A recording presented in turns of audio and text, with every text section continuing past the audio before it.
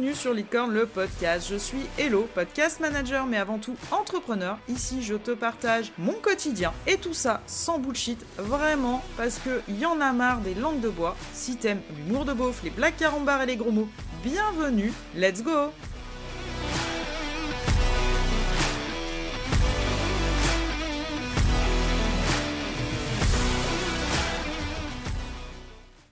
Aujourd'hui, j'ai envie de remuer la plaie dans le couteau. Non, je ne me suis pas trompée sur l'expression, c'est intentionnel si je l'ai dit comme ça.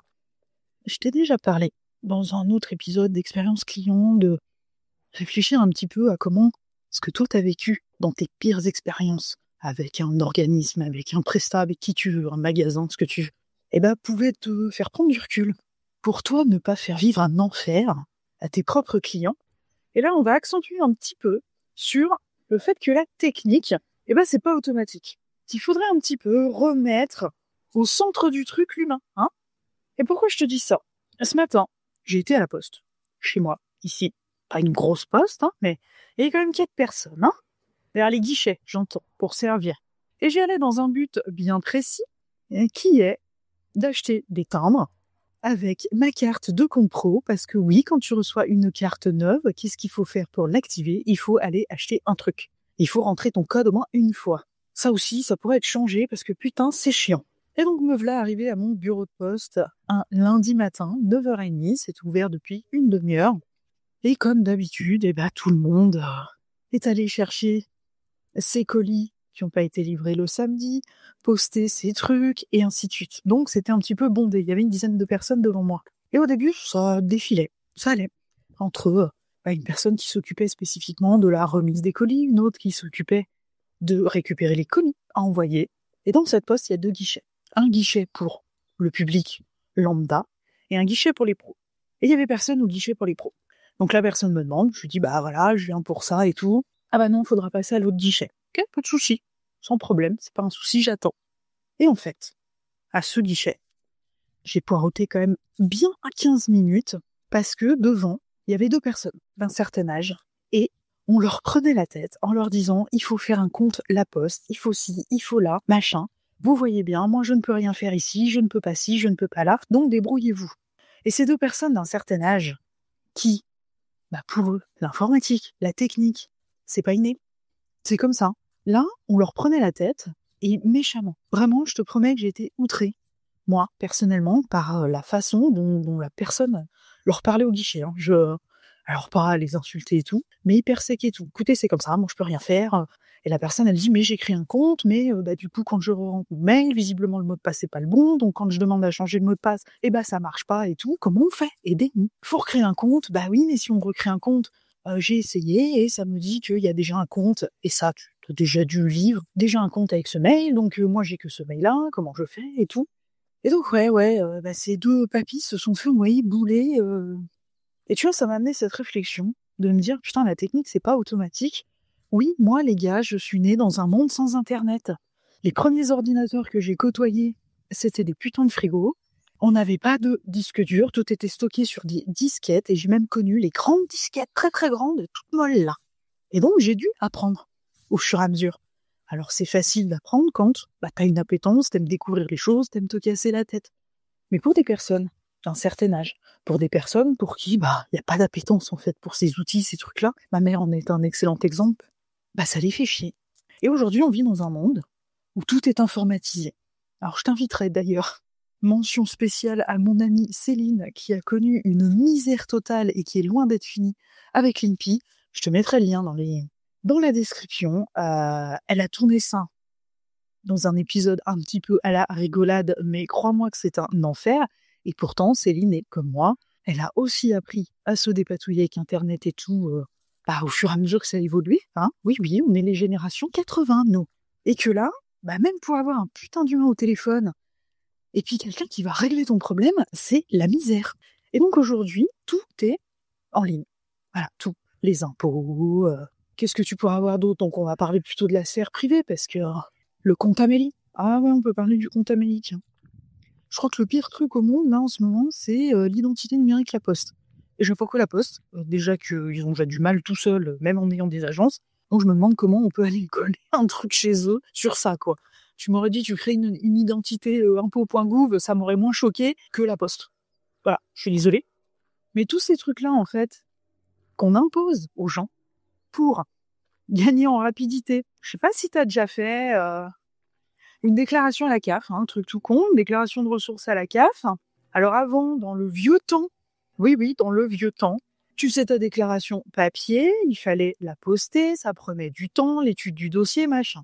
Aujourd'hui, on te pond le truc comme quoi tu fais ta déclaration en ligne, ça prend 5 minutes. Ouais, c'est vrai, quand ça marche, ça prend vraiment 5 minutes. Et derrière, c'est étudié tout de suite et du coup, il n'y a pas d'arriéré sur les aides possibles que tu peux toucher, pas d'erreur, machin et tout. Et dans le cul, la balayette, moi, je peux te le dire. Mais on a fait ça, en fait, pour gagner en productivité, très clairement aussi pour diminuer drastiquement le personnel nécessaire pour étudier les dossiers. Mais en faisant ça, on a tout coupé. T'as coupé le lien humain. Alors malheureusement, il y a certains secteurs où les gens se faisaient très mal parler par les usagers qui venaient, et ça c'est une aberration aussi. Mais on veut faire des économies de partout. On peut parler en ce moment de niveau politique, taxe Zuckman et machin, que les riches ils pètent un câble parce qu'ils veulent pas être taxés, et on va toujours taxer les mêmes cons, c'est-à-dire nous, 90% de la population. Bref, je ne vais pas rentrer dans ce débat politique. Et donc ce matin, ça m'a refrappé en pleine face que la technique, c'est pas automatique. Et toi, dans ton entreprise, peut-être que tu as 1 milliard d'outils et que tu sais même pas t'en servir. Ou alors que tu t'en sers qu'à moitié parce qu'on t'a dit prends ça, c'est génial, tel logiciel de compta, tel truc, machin. Et qu'en fait, au final, tu te rends bien compte que c'est pas adapté à ton usage, quoi. Que de tout passer par les internets, par mail et tout ça, c'est pareil, les mails, tu sais pas, en fait, si les gens ils les reçoivent. Parce qu'il peut y avoir un souci en face, parce que tu t'es gouré d'une lettre, ça arrive, putain. T'as pas d'accusé de réception, en tout cas pas avec Gmail. Après, si tu sais comment faire, parce que crois-moi que j'ai cherché, n'hésite pas à me le dire. Et puis que même quand tu mets un accusé de lecture, par exemple, comme c'est soumis à l'acceptation par la personne qui reçoit le truc, elle peut tout à fait cliquer sur non. Donc oui, la technique, c'est pas automatique. Si cette phrase te rappelle quelque chose, oui, je te l'ai dit, je suis des années 80 et arrivé, on va dire dans les années 90, on a commencé à entendre parler de les antibiotiques, c'est pas automatique. Crois-moi, quand j'étais gosse, à chaque fois que j'avais la crève ou un truc et que j'allais chez le médecin, c'était tourné d'antibio.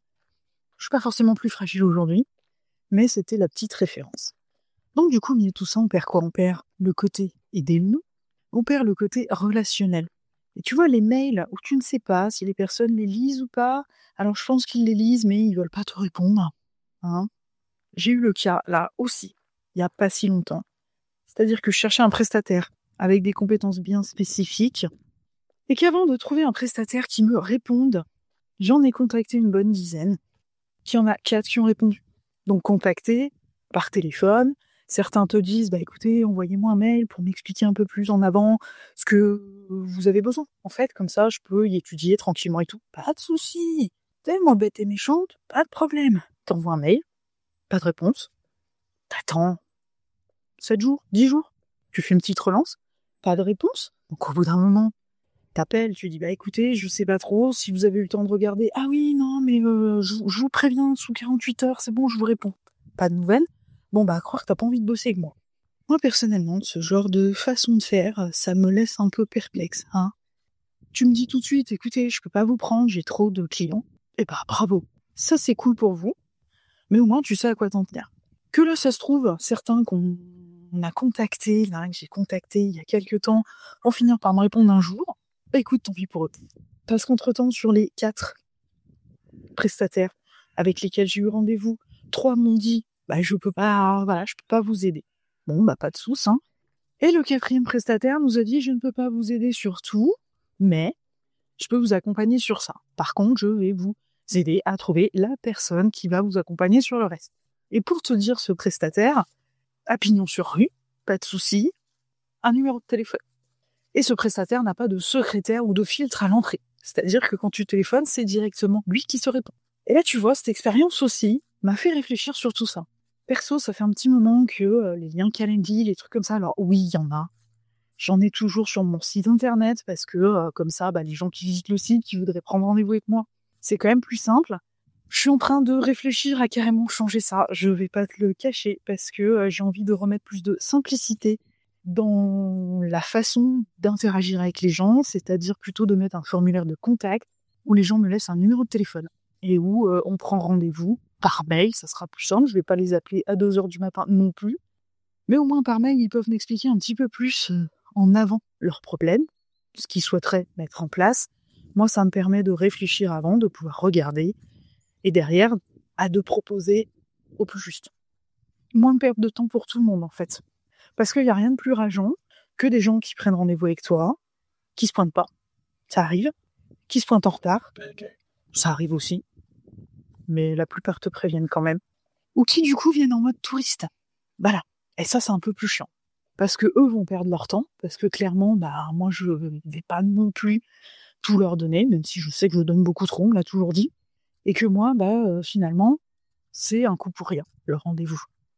Et donc, ouais, ces expériences m'ont fait réfléchir sur le fait que on va replacer l'humain au milieu de tout ça, qu'il faudrait peut-être enlever un peu de technique, parce que c'est bien les automatisations, c'est bien de mettre des choses en place pour que les gens puissent tout seuls prendre rendez-vous avec toi, que ça enlève en fait la partie discussion du départ, mais au final, tu finis par faire des rendez-vous, alors c'est pas la plupart, mais des rendez-vous qui servent à rien, aussi bien pour toi que pour la personne d'en face.